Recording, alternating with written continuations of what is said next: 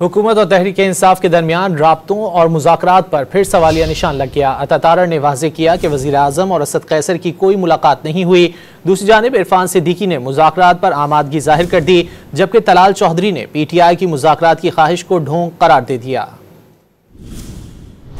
हुकूमत और PTI के दरमियान मुज़ाकरात की उम्मीदें फिर धुंधला गई। वफाकी वज़ीर इत्तलात अता तारड़ ने तहरीक इंसाफ से राब्तों, मुलाकातों और मुज़ाकरात की तरतीब कर दी। निजी TV से गुफ्तगू में वाज़ेह कर दिया कि वज़ीर आज़म शहबाज शरीफ की असद कैसर से कोई मुलाकात नहीं हुई। हुकूमत और PTI के दरमियान मुज़ाकरात की खबरों में कोई हकीकत नहीं। दूसरी जानिब लीगी सेनेटर इरफान सिद्दीकी ने अगरचे PTI से मुज़ाकरात पर आमादगी का इजहार किया, लेकिन साथ ही वाज़ेह कर दिया कि वक्त की शर्त लगाकर सरों पर तलवार न लटकाई जाए। अगर हम ये कहते हैं जी कि चोर अब चोर नहीं है, डाकू अब डाकू नहीं है, हम चोरों से भी हाथ मिलाएंगे, डाकू से भी मिलाएंगे, 100 बिस्मिल्लाह। हमने कभी दरवाजे बंद नहीं किए।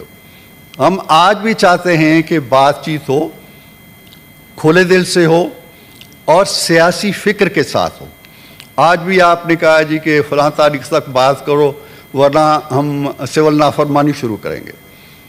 ऐसे नहीं होता ना, तलवार मत लटकाएं हमारे सरों के ऊपर। लीगी रहनुमा तलाल चौधरी ने तो PTI की मुज़ाकरात की ख्वाहिश पर शक का इजहार कर दिया। कहा कि फैज हमीद को बचाने के लिए मुज़ाकरात का ढोंग रचाया जा रहा है। बात सजाओं तक पहुंची है तो घबरा गए। मैंने कहना था घबराना नहीं, घबरा गए ना, इसीलिए मुज़ाकरात की बात कर रहे हैं। ये झांसा है, ये झांसा है, झांसा। फैज हमीद को बचाने के लिए मुज़ाकरात का ढोंग रचाया जा रहा है।